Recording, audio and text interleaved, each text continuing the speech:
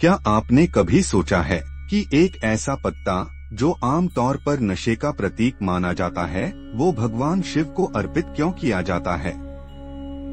क्या ये सिर्फ एक परंपरा है या इसके पीछे छुपा है कोई गहरा रहस्यमय तांत्रिक विज्ञान?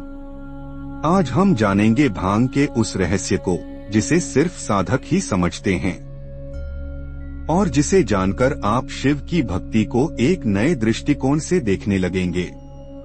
एक भांग नशा नहीं, साधना है। साधारण लोग भांग को नशा मानते हैं, लेकिन साधक जानते हैं कि भांग एक औषधि है, एक साधना का साधन जो मन को स्थिर करता है और चेतना को उच्च स्तर तक ले जाता है। शिव को भांग अर्पित करने का अर्थ है अपने भीतर की विकारात्मक ऊर्जा को समर्पित करना और शिव से उसकी शुद्धि की प्रार्थना करना।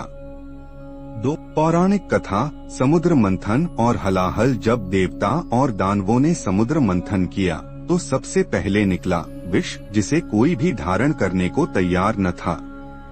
तब शिव ने वह विष अपने कंठ में धारण किया, परंतु विष की अग्नि तीव्र थी।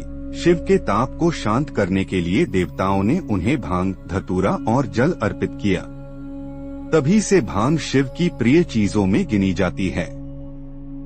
3 तंत्र और भांग एक रहस्यमय संबंध। तंत्र परंपरा में भांग का उपयोग एक विशेष साधना के लिए किया जाता है। यह मन और शरीर के बीच के पर्दे को पतला करता है और साधक को गहराई में उतरने में मदद करता है।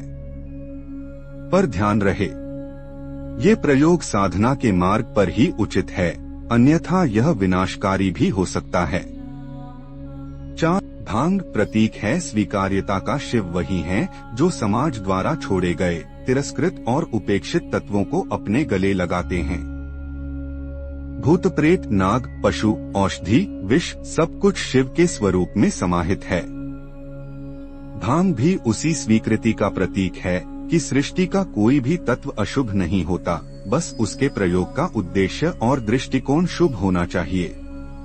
5 भांग और ध्यान, मन की मौनता। क्या आप जानते हैं प्राचीन काल के कई योगी सिद्ध और तांत्रिक ध्यान की गहन अवस्थाओं में जाने से पहले भांग का सीमित प्रयोग करते थे। क्यों? क्योंकि यह इंद्रियों को शांत करता है, मन की चंचलता को रोकता है और शिव स्वयं योगी हैं।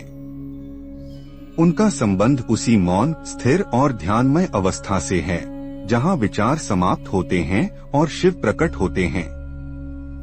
6 वैज्ञानिक दृष्टिकोण आयुर्वेद और भांग। आयुर्वेद में भांग को कहा गया है वीर्यवर्धक, पाचन सुधारक, दर्द निवारक। यह नर्वस सिस्टम को संतुलित करता है और सीमित मात्रा में लिया जाए तो तनाव, चिंता और अनिद्रा जैसी समस्याओं में लाभदायक होता है। परंतु अति का प्रयोग शिव की भक्ति को विकृति में बदल सकता है। 7 शिव को भांग क्यों चढ़ाई जाती है? शिव को भांग चढ़ाना कोई साधारण धार्मिक क्रिया नहीं है। यह एक गूढ़ संकेत है कि विकार भी ईश्वर को अर्पित किए जा सकते हैं, औषधि को साधना का माध्यम बनाया जा सकता है और शिव वही हैं जो विष को अमृत में बदलने की शक्ति रखते हैं। तो अगली बार जब आप शिवलिंग पर भांग चढ़ाएं तो सिर्फ परंपरा के लिए नहीं, बल्कि इस भाव से चढ़ाएं कि आप अपने भीतर के विकारों को, अपने ही ताप को, अपने ही विष को शिव के चरणों में समर्पित कर रहे हैं। क्योंकि शिव वही हैं जो हर नशे को ध्यान में बदल देते हैं। हर हर महादेव।